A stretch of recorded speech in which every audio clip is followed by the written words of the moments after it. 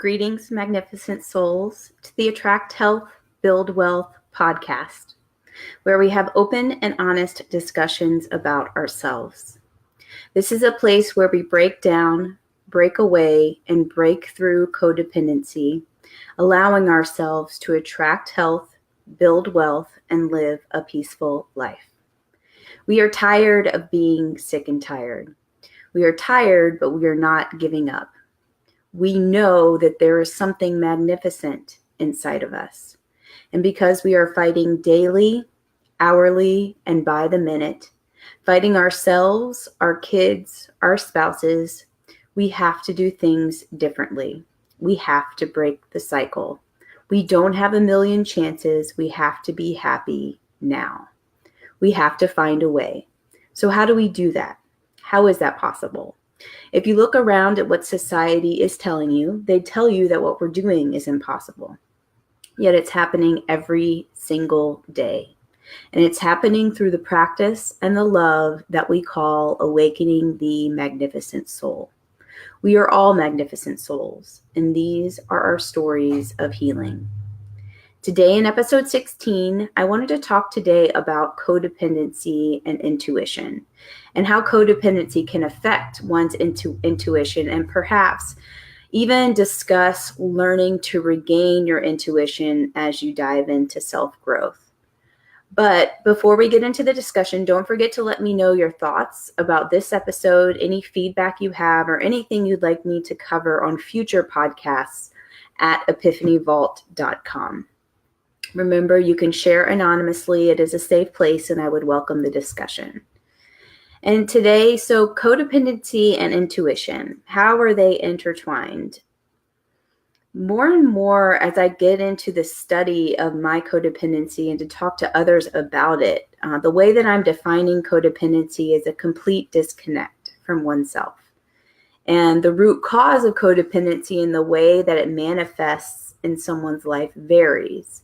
It varies pretty greatly, but the basis of codependent behavior unequivocally stems from detaching and disengaging from one's true self. And this self-knowing is important in life, in decision-making. The self-knowing informs how we live our life, who we spend our time with, what job we take, how to raise our kids, who we vote for. And so many facets of what we do and who we are require conscious or even sometimes unconscious decision-making. And that internal barometer of what's going on to be best for us is our intuition.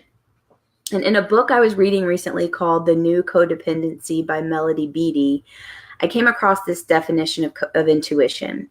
Quote unquote, it's a radar that calculates what's happening, what's going to happen, and what we need to do. And relating to spiritual, intellectual, emotional, sexual, financial, and physical decisions that we have to make throughout our lives. And in the case of our parents, for our children, or of parents out there, for our children as well, why is this important? How did we get here? How did we get to a point where we might be detached from our true self or true intuition? So let's start at the beginning. And I will use my life and my experiences as talking points, but please note that your story is likely different regarding the details, but the overall theme may ring true with you. And let me know what you think at epiphanyvault.com, your experiences as well. And many times here we have talked about codependency functionally is the act of caring for someone else more than ourselves, hence the self-disconnect. And for most, codependency is a result of coping with sustained emotional, sexual, spiritual, physical, and intellectual abuse sustained throughout our childhood. The severity or degree through which these childhood wounds were attained vary from very mild to very severe, but the effects with regards to codependency are similar. And as we always say, these codependent patterns are so ingrained within our family functioning and systems that we are just pawns, really, in repeating this cycle.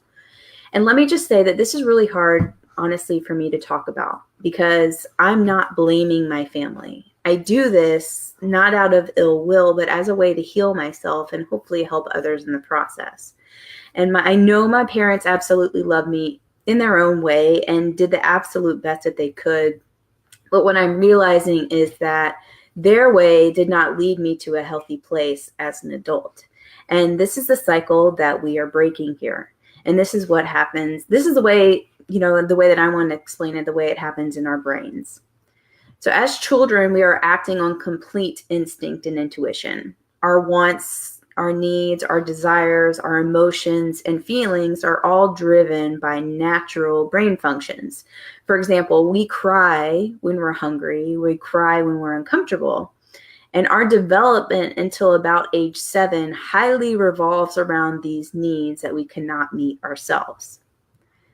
As we begin to develop, our emotions and feelings are taking shape as well.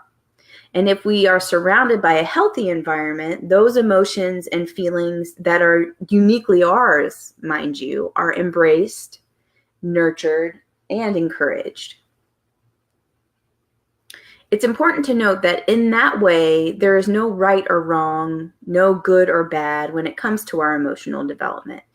And of course, children will have outbursts, but they are coached in a respectful way to honor the child's thoughts and feelings. And in turn, their emotional and intellectual being matures.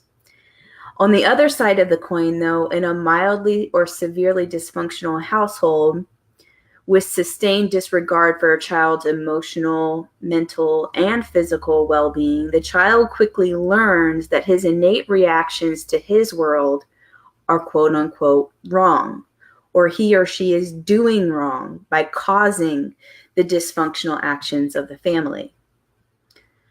Over time, when this happens, the amygdala portion of the child's brain, now the amygdala is what some people call the lizard brain. The lizard brain is the first line of defense for action. And it was super valuable in times of physical crisis, like in a predatory or prey scenario. But the amygdala in our times is like the quick reaction you get when you touch a hot oven on accident. It's like the ouch response. So the amygdala is the filter for one's environment, and its function is to keep you safe. Here's the kicker. When we grow up in dysfunctional households, our amygdala gets confused. Remember, the amygdala is the first line of defense. So after continued points of abuse, remember mild to extremely severe, the amygdala is being used way more often than it should.